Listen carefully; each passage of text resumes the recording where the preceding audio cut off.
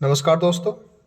आज हम शब्द रूप या शब्द विचार के बारे में पढ़ेंगे कि शब्द होते क्या हैं। जैसे कि इस क्लास में आज हम यौगिक शब्द, रूढ़ शब्द और आपके तत्सम शब्द, तद्भव शब्द, निरर्थक शब्द और सार्थक शब्द होते क्या हैं उसके बारे में आज पढ़ेंगे। तो शब्द होता क्या है बच्चों? सबसे पहले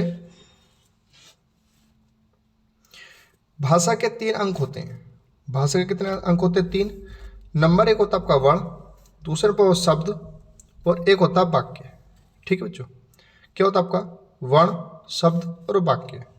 ठीक है बच्चों, तो एक एक को समझना अच्छे से कि वर्ण क्या होता है, कि शब्द क्या होता है और वाक्य क्या होते हैं। ठीक है बच्चों, देखो बच्चों कि वर्ण होता क्या है। भाषा की सबसे छोटी इकाई वर्ण कहलाती है। बच्चों, जो भाषा की सबसे छोटी इकाई होती है ना, वो क्या क्या क्या कहलाती है? वर्ण कहलाती है। और एक बात का और ध्यान देना आपको कि वर्ण का, इस बात का और ध्यान देना आपको कि वर्ण का अपना अर्थ नहीं होता कोई भी। ठीक है। दूसरे नंबर पर आता है आपका शब्द। शब्द होता क्या है बच्चों? वर्णों के मेल से क्या बनता है बच्चों? शब्द बनता है। जैसे कि आप इसे समझ सकते हो कि वर्णों का सार्थक योग्य शब्द होता है। जो वर्ण होते हैं ना, वर्णों का सार्थक, सार्थक में मिलकर, ठीक है, जिसका अर्थ निकलता हो, सार्थक में अर्थ निकलता हो शब्द का। ठीक है बच्चों, योग का मतलब मिलना। जैसे शब्द आपका ज्यादा, तो हमने इसका वर्ण विच्छेद जब करेंगे तो बच्चों इस प्रकार से वर्ण विच्छेद करना होगा। तो उसी प्रकार से शब्द का अर्थ क्या होता है कि वर्णों का सार्थक योग शब्द कहलाता है। ठीक है।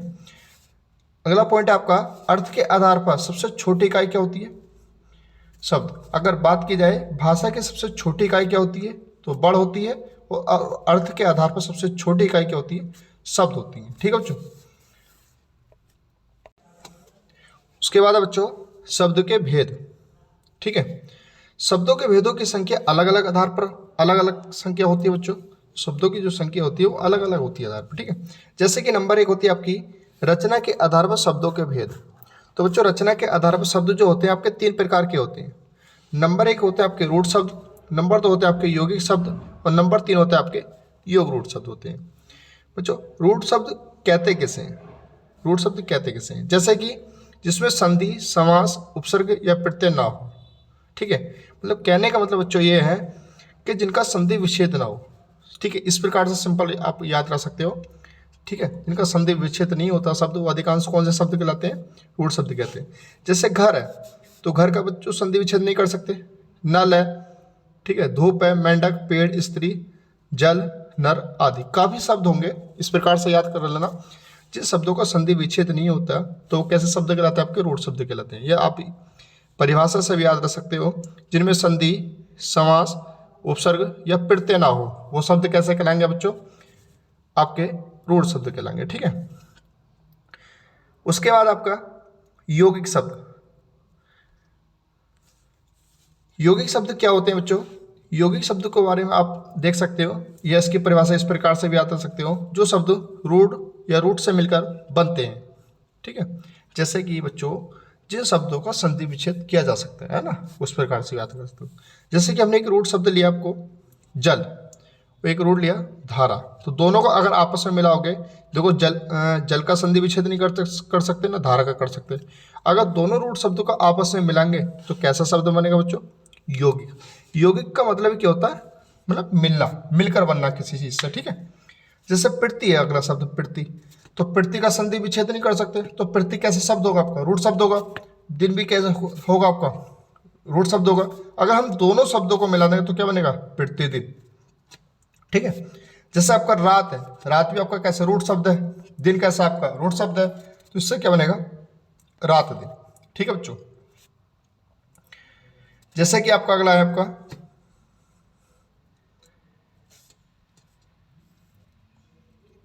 विद्या जमा आल्य, तो क्या बनेगा बच्चों? विद्यालय। तो बच्चों इस प्रकार से याद सकते हो, जिनका संधि विच्छेद बनते हो शब्दों के, वो क्या कहलाएंगे? आपके यौगिक शब्द कहलाएंगे। जिनका संधि विच्छेद नहीं बनेगा वो कैसे शब्द कहलाएंगे? आपके रूढ़ शब्द कहलाएंगे। जैसे कि नोट में आप याद रख सकते हो, यौगिक शब्दों संधि, समास, उपसर्ग, प्रत्यय हो सकते हैं। मतलब इसमें आपको संधि भी हो सकते हैं, समास भी हो सकते हैं, उपसर्ग भी और प्रत्यय भी हो सकते हैं। लेकिन एक बात का ध्यान रखना, आपको विशेष रूप से बात का ध्यान रखना कि जो बहुव्रीहि समास होता है ना, उसके उदाहरण आपके इसमें नहीं आएंगे। ठीक है, इस बात का आपको अच्छे से ध्यान रखना है। ठीक है, उसके बाद आता है बच्चों योग रूढ़ शब्द। योग रूढ़ शब्द कहते किसे हैं? योग रूढ़ शब्द वो शब्द होते हैं जिनमें बहुब्रीही समास के सभी उदाहरण आते हैं। तो बच्चों जितने भी बहुब्रीही समास के जितने भी उदाहरण होंगे, ठीक है, तो बहुब्रीही समास के जो उदाहरण होते हैं ना, किसी तीसरे शब्द के बारे में बताते हैं। ठीक है, जैसे कि फॉर एग्जाम्पल आ जाइए आप, जैसे कि दस अनंत। तो दस अनंत का मतलब किसी 10 किसके थे कि बच्चों, किसके थे? रावण के। तो कहीं ना कहीं तीसरे व्यक्ति को दर्शाया जा रहा है ना, जैसे कि षडानंद, लंबोदर। लंबा किसका उदर है? गणेश जी का। ठीक है, तो किसी तीसरे व्यक्ति के बारे में बताया जाना है। गजानन। ठीक है, तो किसी तीसरे व्यक्ति के बारे में बताया जाए वो कैसे शब्द कहलाएंगे? योग रूढ़ शब्द कहेंगे। ठीक है बच्चों, तो एक बार रिवाइज कर लेते हैं। सबसे पहले मैंने आपको बताया था रूढ़ शब्द, दूसरे में बताया था बच्चों मैंने यौगिक शब्द, और तीसरे पे बच्चों योग रूढ़ शब्द। तो इस प्रकार से याद करना, जिसका संधि विच्छेद ना हो रूढ़ शब्द, जिसका संधि विच्छेद हो जाए यौगिक शब्द, और बहुब्रीही समाज के जो उदाहरण होते हैं वो आते हैं आपके योग रूढ़ शब्द में आते हैं। ठीक है बच्चों, उसके बाद बच्चों दूसरा आता आपका उत्पत्ति के आधार पर शब्दों के भेद। तो उत्पत्ति के आधार पर शब्दों के भेद कितने होते हैं? 5। अभी मैंने पीछे बताया था रचना के आधार पर कितने होते हैं? 3। उसी प्रकार से उत्पत्ति के आधार पर होते हैं बच्चों 5। नंबर 1 होता है आपका तत्सम, तद्भव, देशज, विदेशज और संकर शब्द। ठीक है, तो उत्पत्ति के आधार पर कितने होंगे? 5। रचना के आधार पर 3। अभी मैंने पीछे आपको बताया रचना के आधार पर 3 कौन कौन से होते हैं? रूढ़ शब्द, यौगिक शब्द और आपके योग रूढ़ शब्द। ठीक है, और उत्पत्ति के आधार पर 5 होते हैं आपके तत्सम, तद्भव, देशज, विदेशज और संकर शब्द। ठीक है बच्चों, देखो अब इसके बारे में एक एक करके पढ़ लेते हैं। तत्सम शब्द किसे कहते हैं अच्छे से? देखो बच्चों, तत्सम शब्द होते क्या है? तत्सम शब्द वे शब्द संस्कृत से आए हैं तथा वर्तमान में भी संस्कृत के उसी रूप में प्रयोग होते हैं, उन्हें क्या कहते हैं बच्चों? तत्सम शब्द कहते हैं। ठीक है, तत्सम का मतलब बच्चों जैसे कि हम कह सकते हैं बच्चों,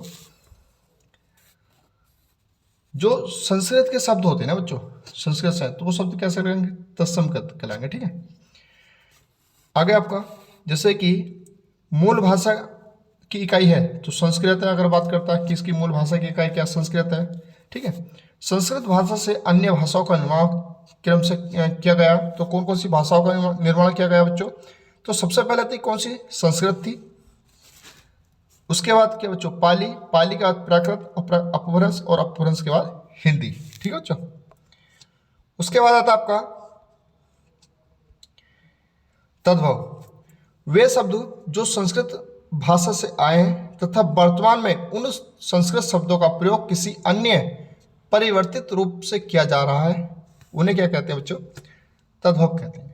देखो बच्चों, अगर आपको तत्सम शब्द या तद्भव की पहचान करनी है, सबसे आसान तरीका है, तो होते हैं आपके तत्सम और एक होते हैं आपके तद्भव, इनकी पहचान करें। ठीक है, एक शब्द लिखता हूं बच्चों मैं रात्रि, और एक शब्द लिखता हूं रात। ठीक है बच्चों, एक शब्द लिखा मैंने रात्रि और एक लिखा मैंने रात। आप एक को बताओ बच्चों कि रात्रि पढ़ना या लिखना पढ़ना आसान है या रात पढ़ना आसान है? या ऐसे याद कर सकते हो कि रात्रि लिखना आसान है या रात लिखना आसान है? तो लिखना आसान कौन सा होगा बच्चों? रात। और हार्ड कौन सा होगा? रात्रि। जो बच्चों इस प्रकार से ऑप्शन से कैसे टिक करना आपको, जो शब्द लिखने में और बोलने में आसान हो वो शब्द कहलाएंगे बच्चों तत्सम। जो शब्द बोलने में भी हार्ड लगे और लिखने में भी हार्ड लगे वो शब्द कैसे कहलाएंगे बच्चों? तत्सम शब्द कहलाएंगे। ठीक है बच्चों, जैसे कि एक शब्द लिखता हूं मैं बच्चों,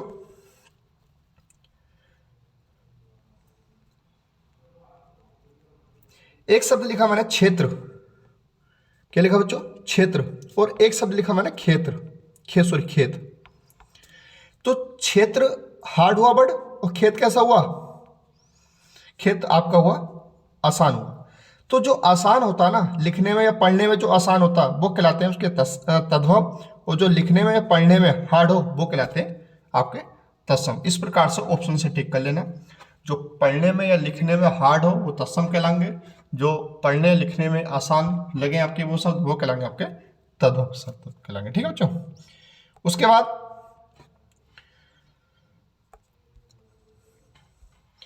देश शब्द, देश शब्द का मतलब होता है जिनका जन्म क्षेत्रीय हो, मतलब देश में ही जन्म हुआ हो। ठीक है। उसी प्रकार से अगला होता है आपका विदेश शब्द, जो शब्द विदेशी से लिए गए हो, विदेश से लिए गए हो। ठीक है, विदेशों से लिए गए या विदेश से लिए गए हो शब्द वो कहलाते हैं आपके विदेश शब्द। संकर शब्द किसे कहते हैं? तो संकर शब्द वो होते हैं कम से कम दो भाषाओं से मिलकर बनते हैं। जैसे कि शब्द बच्चों में लिख देता हूं,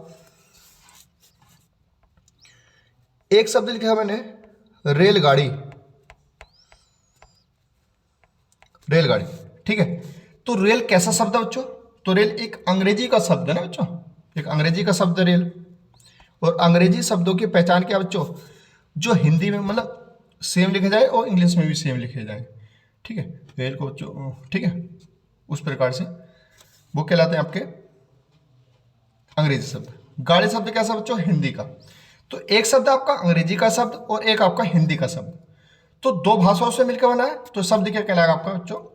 आपका संकर शब्द कहलाएंगे। तो संकर शब्द की पहचान आप अच्छे से याद रख सकते हो। संकर शब्द वो कहलाते हैं कम से कम दो भाषाओं से बने शब्द संकर शब्द कहलाते हैं। ठीक है बच्चों। उसके बाद आते हैं नेक्स्ट,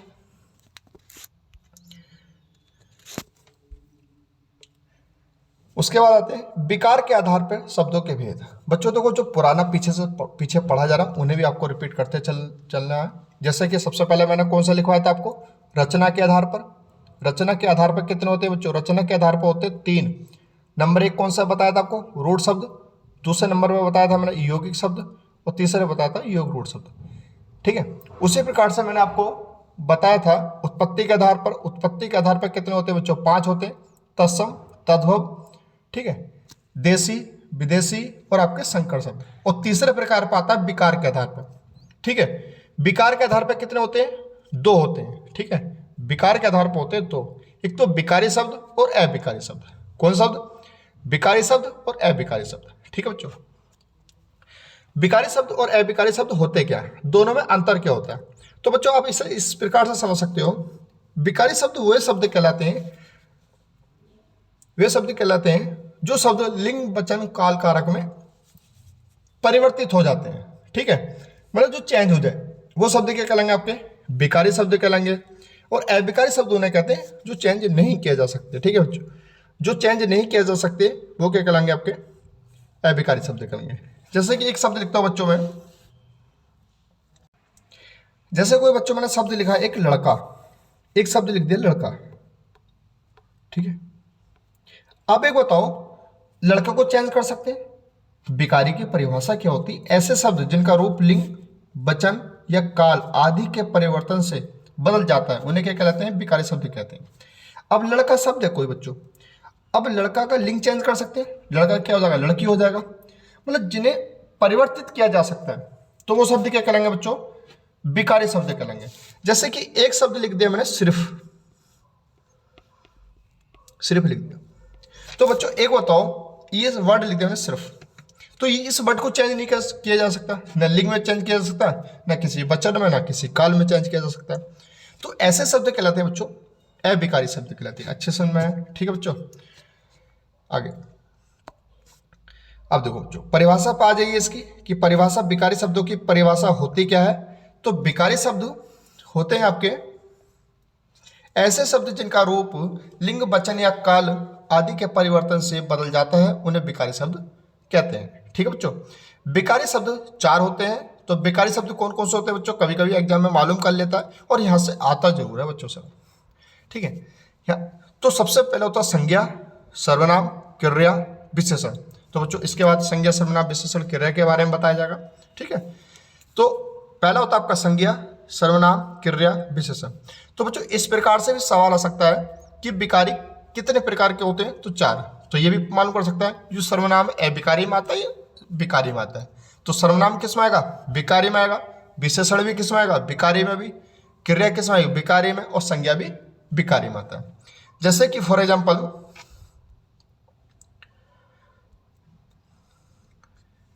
मैंने कोई विकारी शब्द संज्ञा है, जैसे संज्ञा एक विकारी शब्द है, संज्ञा एक शब्द मूल शब्द लिया मैंने लड़का। तो बच्चों एक बताओ, लड़के को चेंज कर सकते हैं, लड़के का लड़के भी हो सकता है, लड़कों भी हो सकता है और लड़की हो सकता है। तो शब्द चेंज हुआ, जब चेंज हुआ तो कैसे शब्द होंगे, विकारी शब्द होंगे। सर्वनाम है बच्चों, सर्वनाम एक मैंने ले लिया मैं, तो मैं को मैंने हो गया, मुझसे हो गया, मुझे हो गया, ठीक।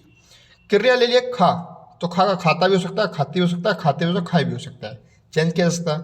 एक विशेषण लिया मीठा, तो मीठे हो सकता है, मीठी भी हो सकता है। बात अच्छे से समझाए बच्चों, ठीक है, वीडियो को रिपीट करके भी देख सकते हैं बाद में, ठीक है बच्चों। आ जाइए अब, अविकारी शब्द किन्हें कहते हैं।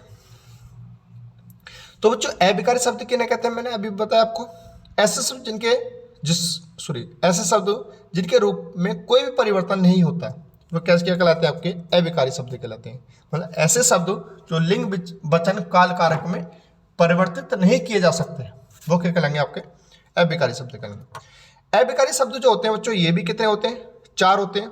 जैसे विकारी शब्द 4 होते थे, संज्ञा सर्वनाम क्रिया विशेषण, उसी प्रकार से अविकारी भी 4 प्रकार के होते हैं, क्रिया विशेषण, संबंध बोधक, समुच्चय बोधक और विषय बोधक। अच्छे समझ में आया, ठीक है बच्चों। उसके बाद आता है बच्चों, चौथा आता है आपका अर्थ के आधार पर। तो अर्थ के आधार पर कितने होते बच्चों, अभी तक मैंने 3 बताए थे। पहला बताया रचना के आधार पर, दूसरा बताया था बच्चों कौन सा, पहला बताया था मैंने आपको रचना के आधार पर, दूसरा उत्पत्ति के आधार पर, तीसरा बताया बच्चों विकार के आधार पर, ठीक है, अच्छे से रिवाइज करना बच्चों। और चौथा होता है आपके अर्थ के आधार पर। तो अर्थ के आधार पर कितने शब्द होते हैं बच्चों, 2 होते हैं। अर्थ के आधार पर कितने होते हैं, 2 होते हैं, एक तो सार्थक शब्द और एक होता है आपके निरर्थक शब्द। बच्चों सार्थक और निरर्थक शब्द होते क्या, सीधे से आपको परिभाषा में नहीं जाना बिल्कुल भी, अच्छे से बस समझना आपको। तो सार्थक शब्द उसे कहते हैं बच्चों जिनका मतलब अर्थ निकलता हो, ठीक है, जिनका अर्थ निकल जाए वो सार्थक शब्द कहलाएंगे। निरर्थक शब्द जिनका अर्थ नहीं निकलता वो कैसे शब्द कहलाएंगे बच्चों, निरर्थक शब्द कहलाएंगे। परिभाषा भी आप देख सकते हो बच्चों, जैसे परिभाषा क्या होगी इसकी, तो परिभाषा आपको पढ़ना है आपको। सार्थक शब्द 2 शब्दों से मिलकर बना है, ठीक है, जैसे कि स प्लस अर्थक, सार्थक, जिसमें स का अर्थ होता है सहित और तथा अर्थक का मतलब होता है अर्थ से। अर्थ वाला शब्द अभी बच्चों मैंने ये बताया, जिसका अर्थ निकलता हो, ठीक है, जिसका अर्थ निकलता हो कैसे शब्द कहलाते हैं बच्चों, सार्थक शब्द कहलाते हैं, ठीक है। सार्थक शब्द उन शब्दों को कहते हैं जिसका स्वयं का कोई अर्थ हो, अर्थ होना जरूरी है बच्चों, ठीक है। जैसे कि शब्द बोलते हैं ना बच्चों, कहते जैसे कि कोई एक वर्ड शब्द ले लीजिए, जैसे कहते हैं खाना वाना खाया, बोलते नहीं बोलते, खाना वाना, खाना वाना कहते नहीं बच्चों कि खाना वाना खाया, ठीक है। जैसे खाना शब्द कैसा हो गया बच्चों, खाना शब्द तो हो गया एक सार्थक शब्द, और वाना का कोई अर्थ नहीं होता ना, बोलते तो हैं जैसे खाना वाना खाया, ठीक है, तो खाना का तो अर्थ होता है बच्चों और वाना का कोई अर्थ नहीं होता है। तो खाना शब्द कैसा हो गया, सार्थक, और वाना कैसे हो गया बच्चों, निरर्थक शब्द हो गया। समझ में अच्छे से, ठीक है। ये इस प्रकार से याद रख सकते हो, जो शब्द स्वयं अर्थ सहित होते हैं उन्हें सार्थक शब्द कहते हैं, अच्छे से, ठीक है। उसके बाद आते हैं निरर्थक शब्द पे। निरर्थक शब्द अभी बताया बच्चों, निरर्थक शब्द क्या होते हैं, जिनका अर्थ नहीं निकलता, ठीक है। परिभाषा आप पढ़ सकते हो, स्क्रीन पर आपको लिखी हुई है, सीधे आप परिभाषा पर नहीं जाना, बस इतना याद रखना है।